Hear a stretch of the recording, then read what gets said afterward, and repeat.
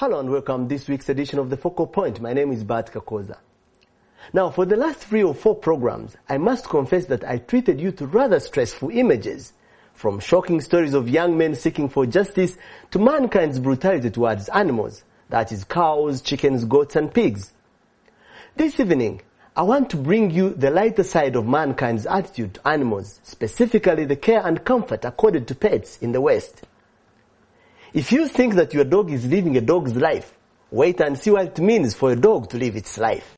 Traditionally, the animals were hunted by man for food and treasured animal trophies. Even today, many communities in Africa still go hunting, with man's greatest hunting ally, the dog. Apart from hunting, dogs in African homes are also kept as pets, as well as for guarding homesteads. However, in Africa, even if dogs are kept as pets, they are rarely accorded very special privileges in a home. They are usually kept out of the house and usually fed on leftovers from the owner's meal. God immunizes those dogs.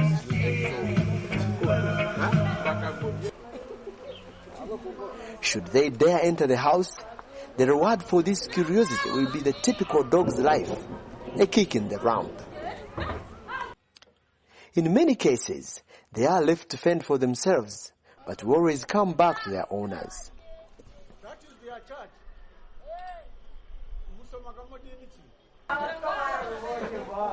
For care, typical African dog owners taking their dogs to the vet for care is rare indeed and would be big news. Unless there is an epidemic compelling government to order animal owners take them to a vet for treatment. As such, the dogs have developed incredible resistance to diseases as a result of fending for themselves.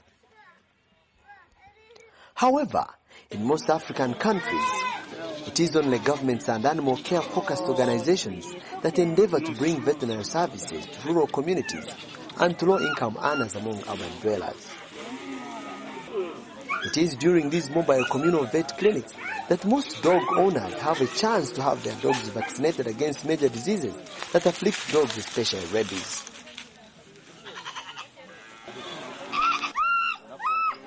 This is a rural animal clinic in a remote village in Kenya.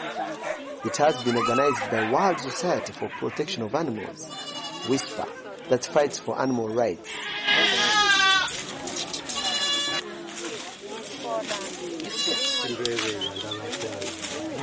Similar organizations affiliated with WISPA operate in other countries.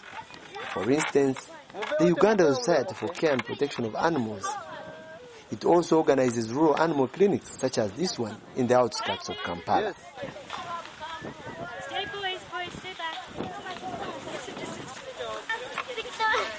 But intimate and loving care shown to dogs would be perceived by most Africans as extreme luxury to a mere dog. For instance, washing dogs and crowning it with luxurious shampoo would be the limit. Most usually, its owner may not even afford a piece of washing soap, let alone shampoo for themselves. Surely it would be an insult to advise him about shampooing his dog. Even among the African affluent class, a dog may not be given luxuries such as expensive supermarket food. But it will still be restricted from entering the main house. Not so in the West, where the love for dogs borders on doting them and spoiling them with niceties and goodies. This is a dog daycare center in Boston, Massachusetts, USA.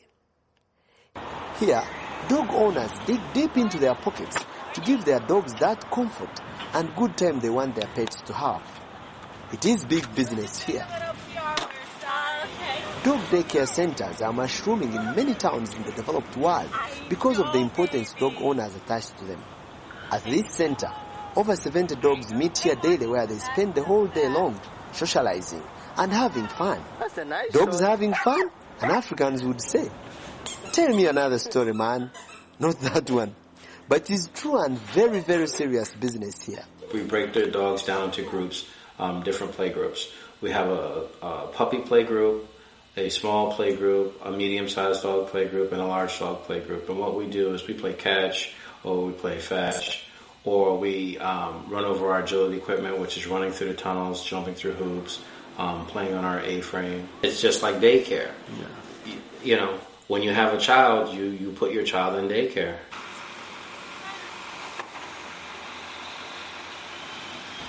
For the dogs to be members, their owners enter into a contract with the daycare center where they are required to drop their dogs in the morning and pick them in the afternoon after work. Marshall. Marshall! Marshall, the big dog. You know, he missed his mom today, didn't you? Yeah. Didn't you? Oh, you're going to get in. There you go.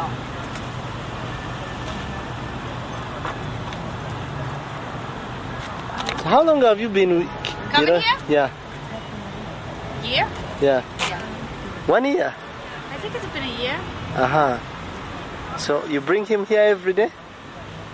In the summertime, yeah, because I work outside in the summertime. Uh-huh. So how old is he? He's 3. Okay. Tell him. I'd like to hear that. He loves it. Uh-huh. Yeah, he's spoiled rotten. But you know what? One of these days he'll save my life or something. Ah, okay. You know? Is he violent? No. Would he be violent, somebody who's going to attack you? Yeah. Yeah. If they... I only seen it once when someone was coming after, running towards me in a mean way. Okay. But he's a big, gentle... Good, he looks it. Airedales never start fights. They only finish them. Okay. But no, he likes kids. And he doesn't... Oh. And if he sees a kid getting hurt, he wouldn't like that either. Okay. Doesn't have to even be his own kid. He wouldn't like to see somebody else being bad to him. Yeah, that's you know? right. He looks a gentleman. Yeah. In England, these dogs, they tie them to the strollers, pram dogs. Ah, to look after the kids. To look after the kids, because they just love kids. Yeah. But most of the time, all the time, most gentle, loves everybody he meets. But if I was scared, like if you came into my house and I was afraid, most dogs will protect their person. So how much do you spend on him there for the... Way too much. How much a year, for example? Well, he tends to get in a lot of trouble with the vet. Yeah. Because you see how big he is? He's very klutzy. He falls. And he likes to go to the beach. He gets shells stuck in his feet. He ate a fish hook. Yeah. But a lot. It's too much money. So how much do you pay here to take care of him? I pay $100 a week. $100 a week. That's good. That's a lot for a dog. Yeah, quite a lot for a dog. Quite a lot for a dog. Yeah. But this is my second child. You have a family? Yeah, I have a daughter and a husband. They live together with you? Yes. Good. Well, my husband travels a lot. So he keeps me company. So why do you bring him here? Because he loves it. Okay. No, because I don't think it's fair to leave a dog home all day by himself. Yeah. If I was a housewife, it would be better. And then he could come in and out whenever he wanted. In the city, there's no place to let them roam. Okay. You know? Yeah. In the country, you can let them go wherever they want. Okay. Because he loves coming. You know, it's like daycare. Okay. Thanks. At 11 in the morning. Strangers out. No, we do. Yeah. She comes every day. She comes every day. Yep. She's a daily girl. She loves it. Why do you bring her here? Because I don't have children and that's my child and I want her to be happy. Okay.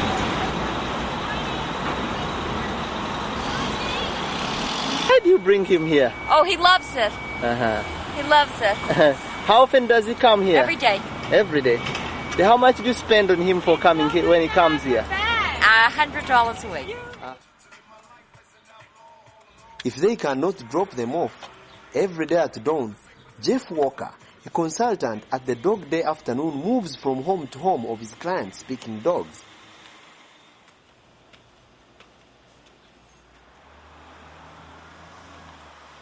He calls it the door-to-door limo service. The client who opts for this service is charged an extra $20 per day per dog.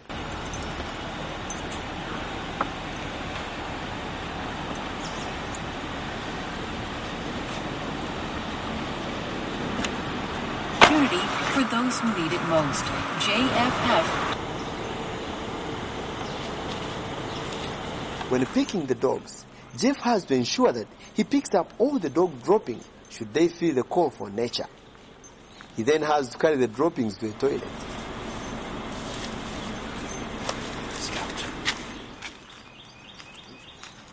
Bingo, for instance, lives in a luxury home in the outskirts of Boston. His owner is a wealthy executive who can afford the pickup service. He's a very stubborn dog that likes giving Jeff trouble every morning he comes for him.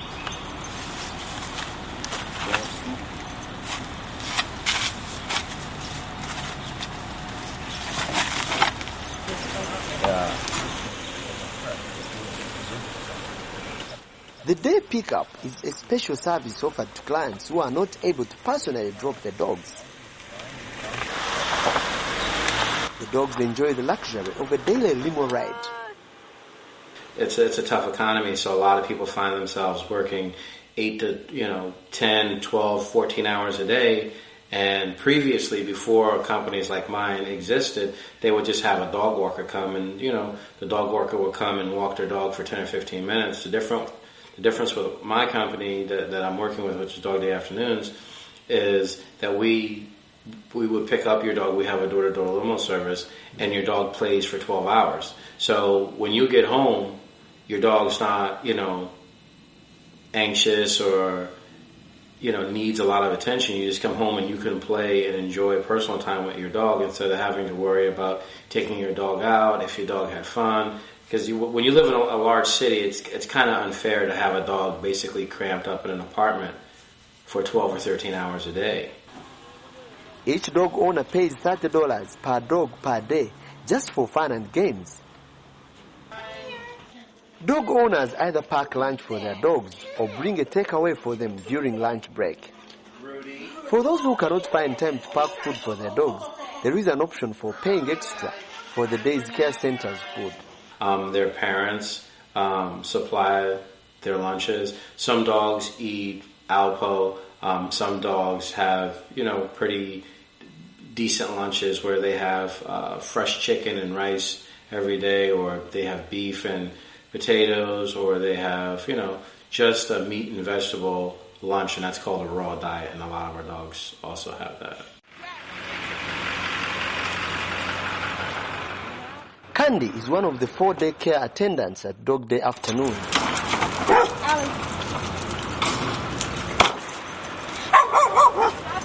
Her duty is to occupy dogs with games and also ensure that they do not attack one another.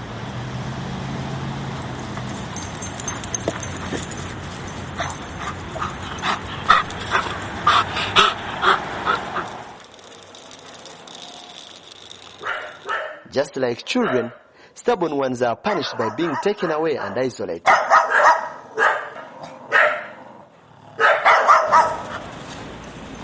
She does this assignment for 4 hours, broken down into 30 minutes long sessions. She earns $15 per session. No! Sit! Sit! No! No! No! When the weather becomes hostile, dogs are taken indoors. Here, a matted play space has been set up with resting mattresses.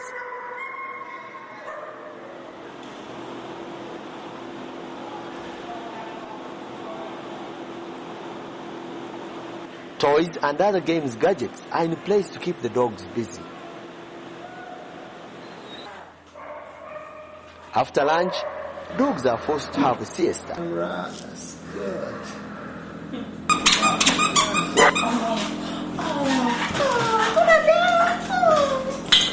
In addition to fun and games, dogs are engaged in extra activities such as painting. Chino seems to be the darling of everyone here. He's encouraged to participate in painting. Oh, that's for Chino. Excellent! I was told that such activities fetch dogs marks at the end of the day when an analysis card is being filled that spells out how each dog performed today. The dog's typical day is they play from around 7 a.m. till around 11 a.m. They take a lunch break, a lunch and nap break, and we take them back outside around 1 o'clock, and they play for the rest of the day. We have a lot of activities. We do finger painting some days, birthday parties if a dog has a birthday party. Happy birthday to you. Happy birthday to you. Aww. Happy birthday, dear Chino. Happy birthday to you. Birthday parties are big events here. A dog owner ensures that he informs the daycare center about the dog's birthday so that a party is held. It is Chino's birthday today.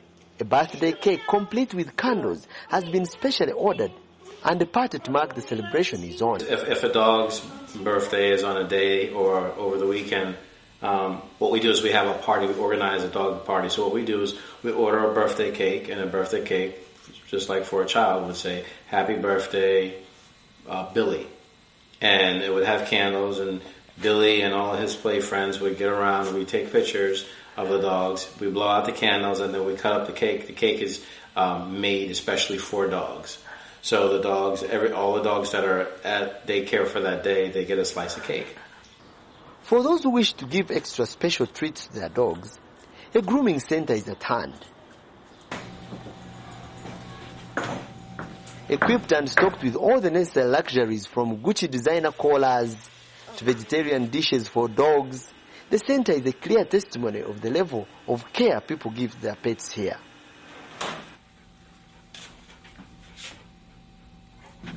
Marty is a regular visitor here. He comes here twice a week for grooming and showering. However, he does not like the manicure exercise. As a result, he gives Deborah a lot of trouble during the process.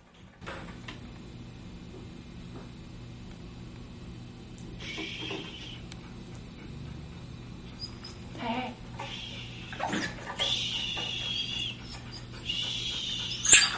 I know you don't like it, but I gotta do it. Okay. He nevertheless seems to enjoy his bath. What a good boy. After the bath, Matt is dried with a fresh towel before he's put in a dryer to dry his wet fur. No, we can't go up the table.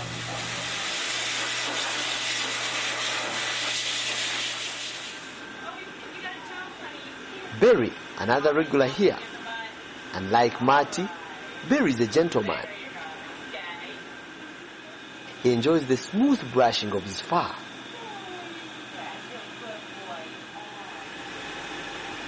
And for the manicure, he seems to take particular interest. Usually about 2 or 3 times a week. He also gets ear cleaning on every visit. Barry finds showering a terrific experience.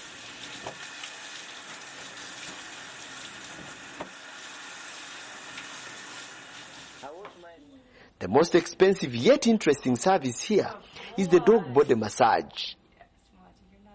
We have a certified dog masseuse who comes in upon request, and they massage dogs to relieve stress, just like human beings. Dog walking is another special service offered. Dog owners pay colossal sums of money to have their dogs walked. They believe that their dogs get bored of staying locked up in apartments, as opposed to the African ones that are free to roam villages and guided on their own. Deborah has entered into a contract to walk Billy for 30 minutes every day. 18-year-old Billy is owned by a wealthy Saudi Arabian who lives in Boston. He needs a walk daily because the master lives in a luxury apartment on the 31st floor. He has no time and space for Billy, and besides, he can afford $20 per day for the 30 minutes walk.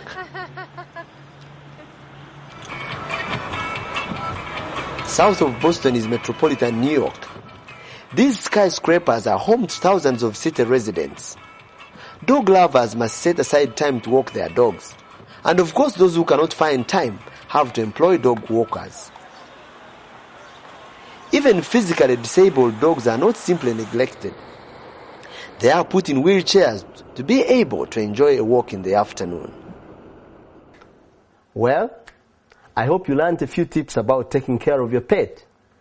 That's all we had time for from our Focal Point this week. Make sure to tune in next week for yet another exciting edition of the Focal Point. My name is Bat Kakoza, saying have a great evening.